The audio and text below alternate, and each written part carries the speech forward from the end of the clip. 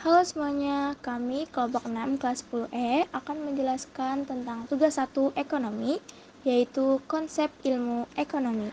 Anggota kami terdiri dari Cynthia Nuraini, Muizifanya Amelia, Siti Wafikaziza, Andra Galbahari, Bintang Zaidan Sukmana, dan Prabu Gendiswara.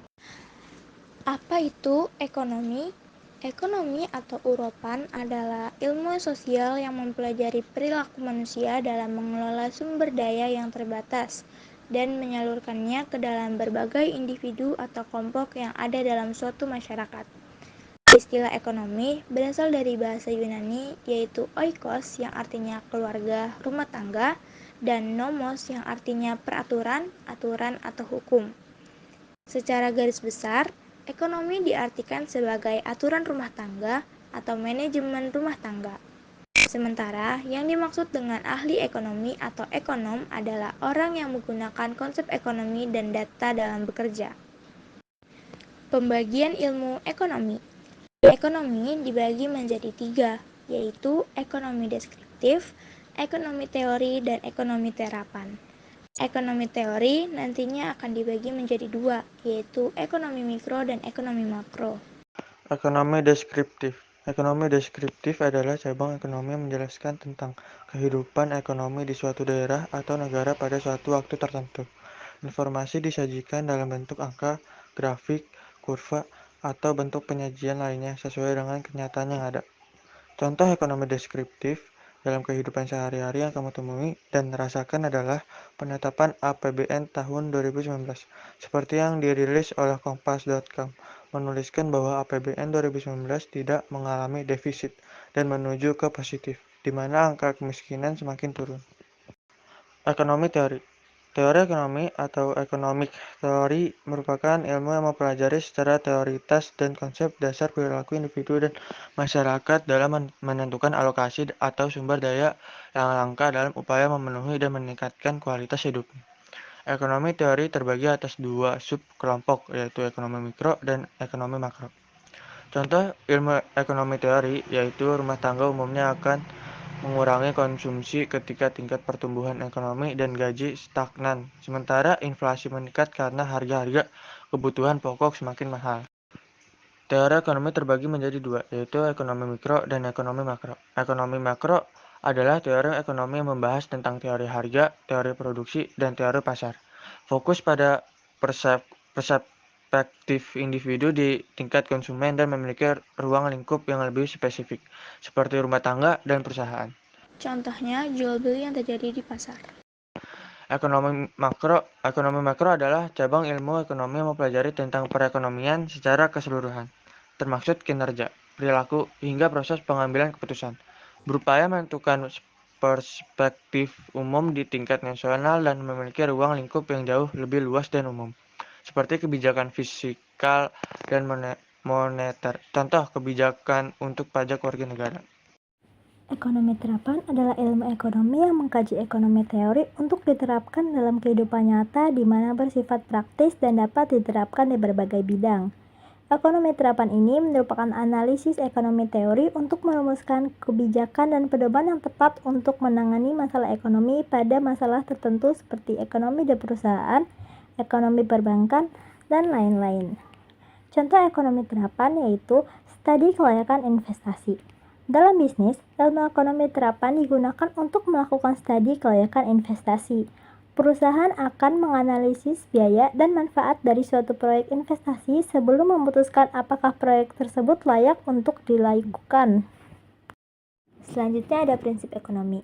Prinsip ekonomi adalah panduan dalam kegiatan ekonomi untuk mencapai perbandingan rasional antara pengorbanan yang dikeluarkan dan hasil yang diperoleh. Misalnya kayak usaha tertentu, hasil maksimal. Contoh, mendirikan sebuah usaha dengan modal 100.000 kemungkinan bisa mendapatkan laba 200.000. Sedangkan kalau usaha sekecil-kecilnya hasil tertentu itu contohnya kayak mendirikan sebuah usaha dengan modal hanya 5.000 kemungkinan hanya bisa mendapatkan laba atau keuntungannya 10.000. Motif ekonomi. Motif ekonomi ini dibagi menjadi 2. Yang pertama ada motif intrinsik. Motif intrinsik ini adalah motif ekonomi yang didorong dari faktor keinginan sendiri. Contohnya kayak motif untuk memenuhi kebutuhan, motif untuk mendapatkan keuntungan atau laba. Nah, yang kedua ini ada motif ekstrinsik.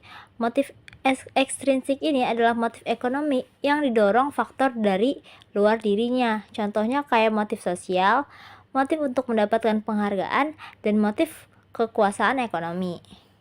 Kemudian ada masalah ekonomi tradisional. Masalah ekonomi tradisional dibagi menjadi 3, yaitu produksi, distribusi, dan konsumsi. Masalah ekonomi tradisional yang pertama yaitu produksi. Masalah produksi untuk memenuhi kebutuhan manusia, barang dan jasa harus disediakan untuk mencapai tujuan tersebut. Produsen harus mengetahui barang dan jasa apa yang dibutuhkan masyarakat. Alhasil, untuk memenuhi permintaan yang begitu besar, produsen harus mengetahui jenis barang dan jasa yang dibutuhkan konsumennya. Yang kedua, distribusi. Masalah distribusi adalah pendistribusian barang atau jasa dari produsen ke konsumen sehingga produk tersebut tersebar luas. Intinya, tujuan distribusi adalah agar produk produsen tersebar lebih luas dan menjangkau konsumen. Setelah produk dipasarkan, produk tersebut dapat dikonsumsi. Yang ketiga, ada konsumsi. Masalah konsumsi setelah barang dan jasa sampai ke konsumen, pertanyaan selanjutnya adalah apakah akan mengkonsumsi atau membuang barang karena harga yang tidak terjangkau? Ini adalah pertanyaan lain yang harus dijawab oleh pabrikan sebagai pabrikan produk. Di sisi lain, sebagai konsumen kita harus bisa meningkatkan pendapatan untuk mendapatkan produk yang kita inginkan. Masalah ekonomi modern. What? Masalah pokok pertama yang penting dalam ekonomi adalah bagaimana produsen dapat menentukan barang dan jasa apa yang diproduksi. Selain itu, banyak jumlah produk juga harus diperhitungkan. Kenapa? Ini tentu karena kalau sampai salah perhitungan, produsen akan mengalami kerugian, bahkan bisa bangkrut karena barang menumpuk sia-sia. Oh, setelah barang dan jasa juga ditentukan jenis dan jumlahnya, maka masalah selanjutnya adalah teknik produksinya. Dengan sumber daya yang ada, produsen harus bisa menentukan teknik produksi yang paling efisien untuk mereka. Berapa banyak jumlah karyawan, teknik apa yang digunakan. Selain itu, produsen juga harus bisa menentukan apakah akan memproduksi dengan tenaga manusia atau bantuan bensin. From home. Masalah ini menyangkut soal siapa yang memerlukan barang, jasa, dan siapa saja yang akan ikut menikmati hasilnya. Pada dasar keuntungan dari barang dan jasa yang diproduksi bukan hanya untuk konsumen saja, melainkan ada pihak-pihak yang lain menerima keuntungan, seperti misalnya karyawan akan menerima pendapat, pemilikan bahan baku akan mendapatkan upah, pemilikan modal akan menerima bunga modal, dan tentunya produsen juga akan menerima keuntungan dari penjual produknya. Oleh karena itu, masalah ini sangat berkaitan dengan siapa saja yang mendapatkan keuntungan dari diproduksinya barang dan jasa, sehingga produsen harus bisa menyelesaikan masalah ini. Inti masalah ekonomi kelelangan. A. Kebutuhan manusia tak terbatas. Kebutuhan manusia yang tidak terbatas bisa dipahami bahwa tiap minggu, bulan, atau tahun akan selalu muncul kebutuhan lainnya. Sebagai contoh, anak lulusan SMA yang baru masuk kuliah tentu memiliki kebutuhan baru, misalnya kebutuhan pakaian, buku kuliah, laptop, dan lain-lain. B.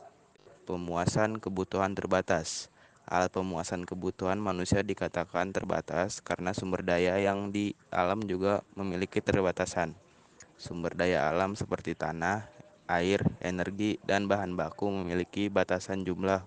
Oleh karena itu, meskipun jumlah alat pemuasan kebutuhan mungkin banyak, tetapi terbatas akan tersedia sumber daya alam. 1. Opportunity cost. Biaya peluang. Opportunity cost. Biaya peluang adalah biaya yang dikeluarkan seseorang atau institusi saat memilih suatu kegiatan. Biaya peluang sering digunakan dalam ekonomi untuk mengukur efisien pengguna sumber daya. Laba akuntansi dan laba ekonomi. Laba akuntansi merupakan pendapatan yang dikurangi dengan biaya eksplisit. Biaya eksplisit adalah biaya yang dikeluarkan untuk mendapatkan barang atau jasa. Sedangkan laba ekonomi merupakan laba akuntansi dikurangi dengan biaya implisit. Biaya implisit adalah biaya yang dikorbankan untuk mendapatkan barang lain atau biaya peluang.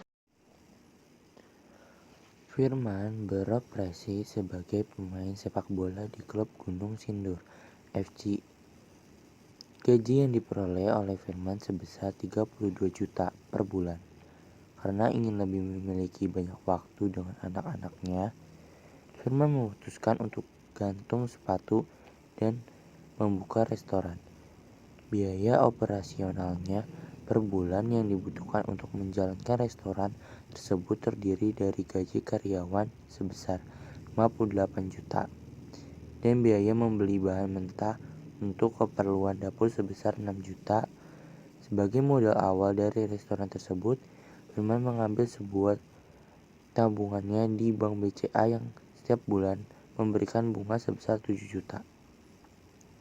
Dan restoran tersebut menggunakan rumah pribadi Firman yang dulu disewakan dengan harga 17 juta per bulan.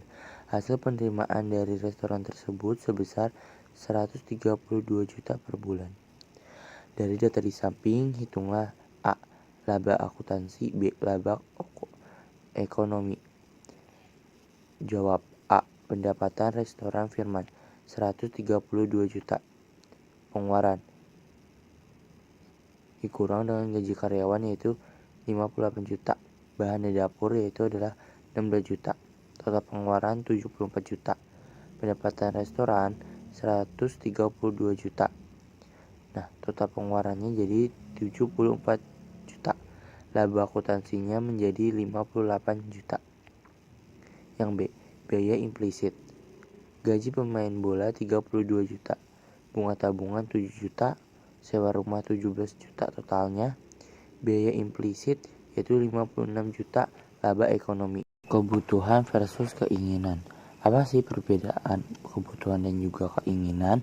Kebutuhan merupakan segala sesuatu yang diperlukan oleh manusia untuk mencapai kesejahteraan hidup. Jika kebutuhan individu tersebut tidak memenuhi, maka dapat memungkinkan terjadinya adanya kehidupan yang tidak sejahtera.